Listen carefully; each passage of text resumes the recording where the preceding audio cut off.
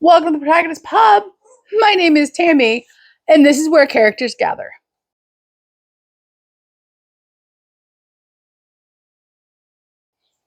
It's Bookmas. I'm not sure what day this is coming out on Bookmas, so it's Bookmas, and the weather is chilly. Hopefully, it's kind of warm when I'm recording it today, but that's okay. So, today for Bookmas, we're going to talk about my shelf spotlight on gardening books. Now, you're saying, Tammy, that's not a very Christmassy, Bookmasy thing to do. But it is actually. Late December is about the time I'm thinking about what I need to start planting for the garden, especially for any spring planting. That needs to get started here. My seed catalogs have already started coming in. I think I got the first one in October.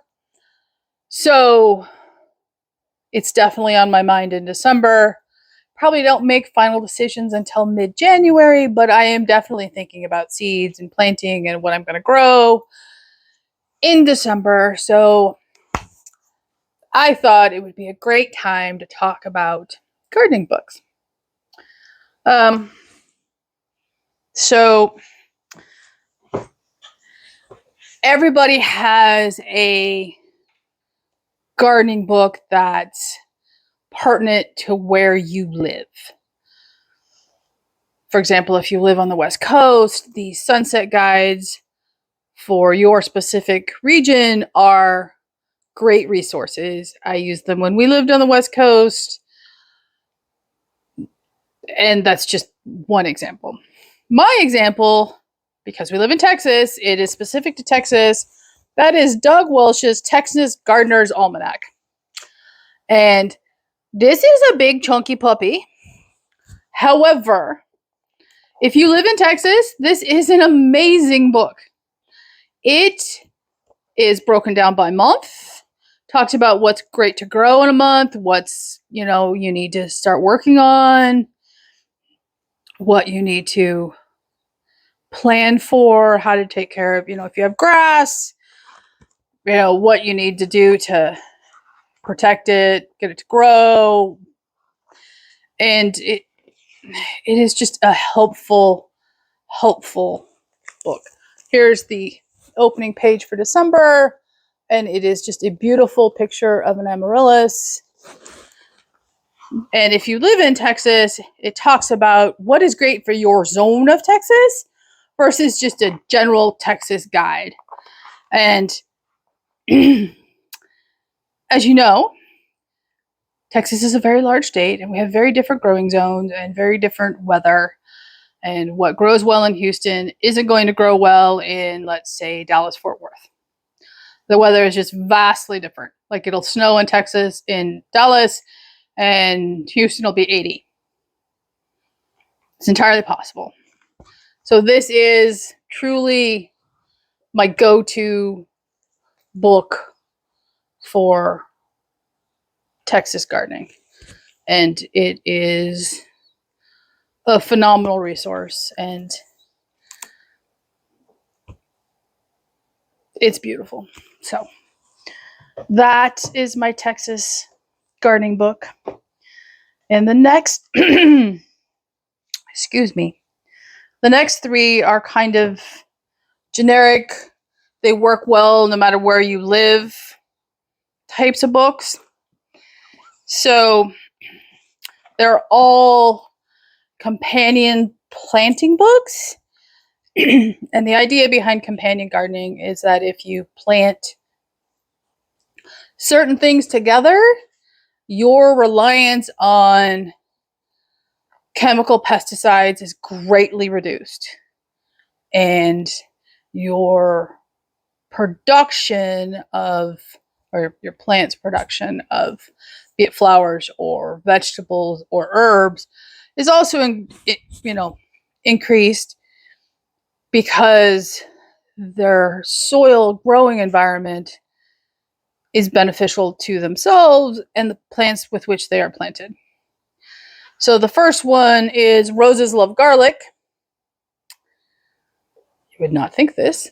Just naturally thinking about it, you wouldn't put those two together. This is Companion Planting and Other Secrets of Flowers. So this is specific to flowers. And it is very, very helpful if you trying to find the table of contents. So it talks about the Queen of Flowers, shrubs and trees, vines, which plants go where, companion planting with flowers and herbs. So if you like a flower garden and you want longer bloom life, consider picking this book up. It has been incredibly beneficial to me, and you can increase what you're growing without a lot of effort and with far less, insecticide. Like, opened a random page and here you go. Insect controls. I don't know if you can see that very well. Whoops, as they slide off my lap. But it says insect controls. And it talks about, how to do it, what happens. It's a lovely, lovely book. So this is Vegetables Love Flowers, Companion Planting for Beauty and Bounty by Lisa Mason Ziegler. And it has some very beautiful photography on the back.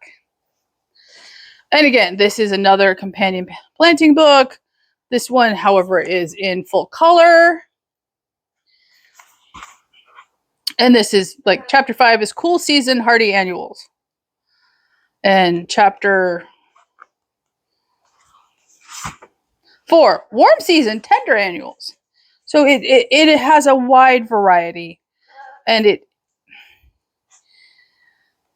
I love flowers. I love growing vegetables and herbs. That's great.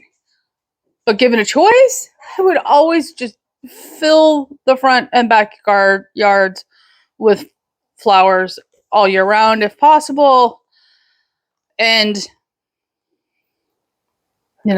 logically, Dave knows this, and this is one way to get me to grow vegetables and herbs along with all my flowers. So I highly recommend this book. If for nothing else, if you just like looking at pictures of flowers, this one is just filled with beautiful pictures. And it gives details of plants and what grows well with them. And, it's just a beautiful, beautiful book. So the last companion planting book is called Plant Partners, Science-Based Companion Planting Strategies for the Vegetable Garden. And this is by Jessica Walliser.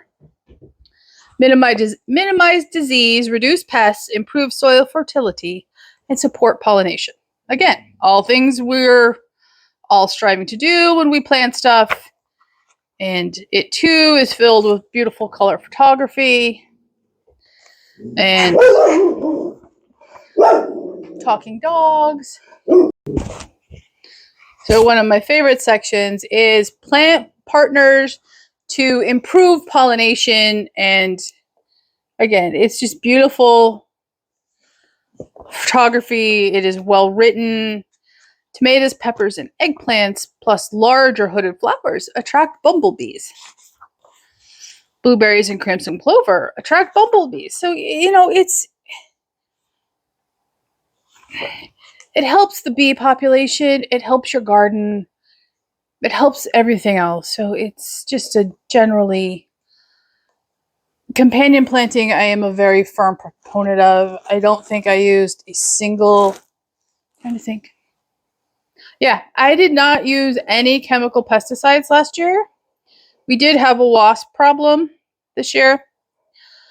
However, the wasp problem was caused by the lack of rainfall, and thus we had no natural predators of the wasps, and that was a problem. Also, changing our house color has helped significantly. As soon as we changed the house color, the wasps all went away. So, and the last two books I have are companions to the other 4. And they are, you guys are probably going to laugh, they are Catholic gardening books. And Fireball's a little talkative all of a sudden. There must be a cat across the street. So the first one is A Garden Catechism, 100 Plants in Christian Tradition and How to Grow Them, by Margaret Rose Realy. And she wrote the second book as well. So here it is. And it is just a beautiful, beautiful book. It's color illustrated. It's color coded. It talks about so see. Here's rosemary. Talks about the Christian reference for it and what the symbolism and the prayer garden theme for each. So it talks about the symbolism of each plant and what the prayer garden theme for each plant is. So for rosemary, the symbolism for rosemary is remembrance, which you learn in Shakespeare, friendship and love. And the prayer garden themes are Stations of the Cross, Marian, and Rosemary. Those are obviously very specifically Catholic. Trying to see if there's here's another one that's a little more generic. Gourds. So, a gourd. And the symbolism for gourds are journey, new life, fertility, salvation, and delight. And the prayer garden theme is divine mercy, Bible, saints, and angels. And, it's just a very, very lovely book. And I use it in conjunction with everything else to plan. I'm trying to do a much more thorough planning job this year. This was a 2023 purchase. So the second book by Margaret Rose Realy is A Catholic Gardener Spiritual Almanac. And this is a monthly, it's an almanac, obviously. So I am flipping to December.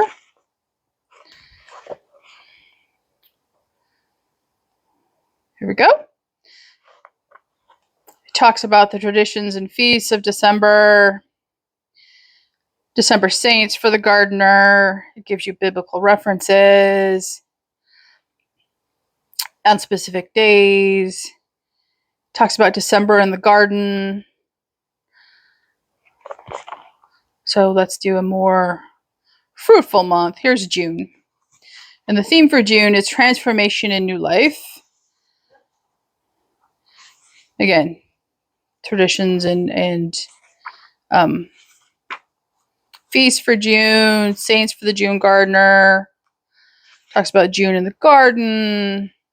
It's just a very lovely Catholic gardening companion, which in conjunction with the Garden Catechism and the other books just rounds out my gardening. So last thing to share is the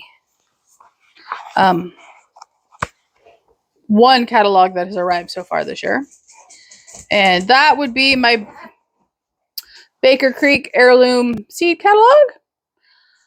As seed catalogs go, this one is amazing. And I was incredibly saddened to see that the best tomatoes I grew in 2023 are not currently being offered by Baker Creek. So I need to go source them from somewhere else. Oh, well, I was wrong. They're there. Oh, Tammy needs to go order some tomatoes. So the best tomatoes I grew in 2023 were right here. They were the Evil Olive tomatoes. And they are so incredibly amazing tomatoes. They are just little cherry tomatoes. They are obviously olive in color. They're stripy. They're a variety of colors, and they are bursting with flavor. I would go out and eat them off the vines. And to be honest, my chickens got to them more often than I did. But, you know, try to tell a chicken she can't eat a tomato and it doesn't work well. And since Dave bought me greenhouses, I can go plant some right now. And they would overwinter well and get lots of sun and heat. And yeah, Tammy's going to have to go plant some tomatoes. So I highly, highly recommend the Evil Olive tomato seed, especially if you love tomatoes. They have a plethora of tomatoes in this catalog of all varieties, all colors. Like, I really want to try this one. It just looks very interesting. So that is my Baker Creek catalog. The other catalog I don't have, hasn't arrived yet, but I will highly recommend 2 other sources for seeds. One is Botanical Interests. I will put a link down below to all the seed companies in the description box. And specifically on Botanical Interests, I will put a picture of the seed packet right here. It is the, I'm trying to remember the name, it's Footlong Oriental Green Bean. If I'm wrong, trust the picture, not the words out of my mouth. This grows amazing green beans. They are long green beans. And if you neglect them, they really don't care. They will just grow. They will, if you miss them, let them dry out on the vine. You can harvest the seeds out of the dried up pod and plant them and they will grow. They are delicious. Fried in lots of butter, garlic, and bacon. I love me a good green bean. I really, really, really love me a good green bean. And the other seed company I will recommend is, oh, the name just flew out of my head. I want to say Trousseau Seeds. I'll put a picture right here. And the link is in the description. Their seed quality is fantastic. The picture artwork on their seed packets, much like Botanical Interest, is phenomenal. I cannot say enough that they provide excellent seeds, great pricing, and if you wait, you can usually get a really good sale at both of those and load up. So those are my gardening collection. And, you know, if you're wondering why I'm not reading in, you know, late December, middle of January, it's because I'm planning a garden and trying to figure out where everything's going to go and looking forward to it and get my fingers in the soil. So I hope you are all having a wonderful December and that you're spending time with those you love and enjoying the season. Please leave a comment down below, like and subscribe, and I will see you here next time at the Protagonist Pub.